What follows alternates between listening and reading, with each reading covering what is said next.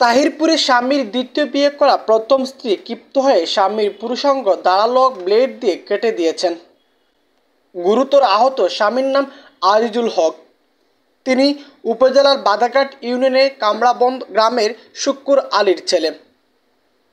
তাকে মুমূর্ষ অবস্থায় উদ্ধার করে সিলেট এএমজে উসমানী মেডিকেল কলেজ হাসপাতালে প্রেরণ করা হয়েছে। এ ঘটনায় অভিযুক্ত স্ত্রীকে পুলিশ আটক করেছে। আটককৃত স্ত্রীর নাম জহুরা বেগম। তিনি একই গ্রামের শাহানুর মিয়ার মেয়ে। এই চালনচক্র ঘটনাটি ঘটেছে উপজেলা বাদাঘাট ইউনিয়নের কামরাবন্দ গ্রামে। জানা যায়, উপজেলা বাদাঘাট ইউনিয়নের কামরাবন্দ গ্রামের শুক্কুর আলীর ছেলে আজিজুল হক 2021 সালে একই গ্রামের শাহানুর মিয়ার মেয়েকে প্রেমের সম্পর্ক করে বিয়ে করেন।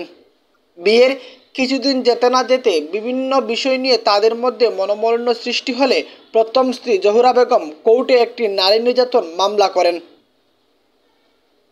মামলায় আজিজুল হক গ্রেফতার হয়ে সিলেট জেল হাজতে যান। কিছুদিন পর জেল হাজত থেকে জামিনে এসে প্রথম স্ত্রী অনুমতি না নিয়ে একই ইউনিয়নের মোল্লাপাড়া গ্রামের নাজমা আক্তার চৈতি নামে এক মেয়েকে আবার দ্বিতীয় বিয়ে করেন আজিজুল হক। এতে ক্ষিপ্ত হন প্রথম স্ত্রী জহুরা বেগম। গত কিছুদিন ধরে জহুরা বেগম স্বামী আজিজুল হক SMS এবং ফোন দেন তার সঙ্গে একান্তভাবে দেখা করার জন্য। তার কথা মতো আজিজুল হক মঙ্গলবার রাত 3টার দিকে প্রথম স্ত্রী জহুরা বেগমের পিতার বসতঘরে বারান্দার রুমে যান দেখা করতে। এক পর্যায়ে স্বামী স্ত্রী একান্ত মিলিত অবস্থায় ধারালো ব্লেড দিয়ে পোজ দিয়ে স্বামীর পুরুষাঙ্গ কেটে দেন প্রথম স্ত্রী জহুরা বেগম।